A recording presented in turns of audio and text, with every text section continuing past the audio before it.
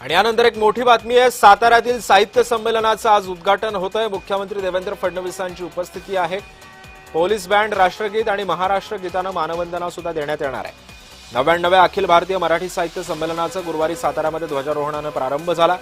स्वराज्य विस्तारक छत्रपती थोरले शाहू महाराज साहित्य नगरीमध्ये गुरुवारपासूनच 4 दिवस सारस्वतांचा मेळा रंगणार आहे। शुक्रवारी मुख्यमंत्री देवेंद्र फडणवीसांच्या उपस्थितीत संमेलनाचं उद्घाटन सुद्धा केलं जाणार आहे।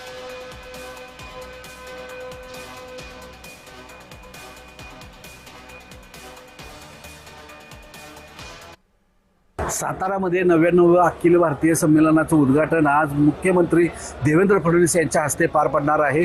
बरोबर 11:30 वाजता मुख्यमंत्री देवेंद्र फडणवीस आहेत हे या ठिकाणी येणार आहेत। त्यांच्यासमवेत उदयन सामंत हे सुद्धा असणार आहेत। त्याचबरोबर या ठिकाणी ही जी आपण पाहतोय ही जय्यत तयारी या ठिकाणी झालेली आहे।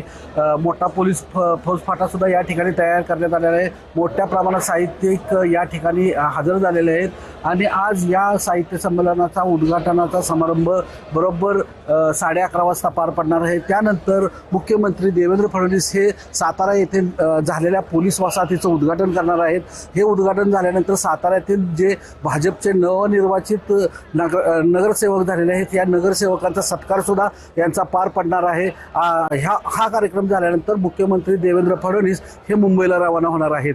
असा हा कार्यक्रम आज साताऱ्यामध्ये पार पडणार असून साहित्य संमेलनाची जी तयारी आहे ही मोठ्या उत्साहात सुरू झालेली असून इथून पुढील 2 दिवस हे साहित्य संमेलन सातारमध्ये सुरू राहणार आहे। कॅमेरामन मंगेश कुमारसह प्रकाश शिंदे, जय महाराष्ट्र, सातारा। त्यामुळे आपण पाहतो सातारामध्ये या साहित्य संमेलनाचं आयोजन करण्यात आलेलं आहे। मुख्यमंत्री देवेंद्र फडणवीसांच्या हस्ते त्याचं उद्घाटन केलं जाणार आहे।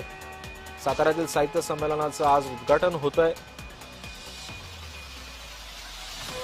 हे साहित्य संमेलन पाहण्यासाठी अनेक साहित्यिक प्रेमी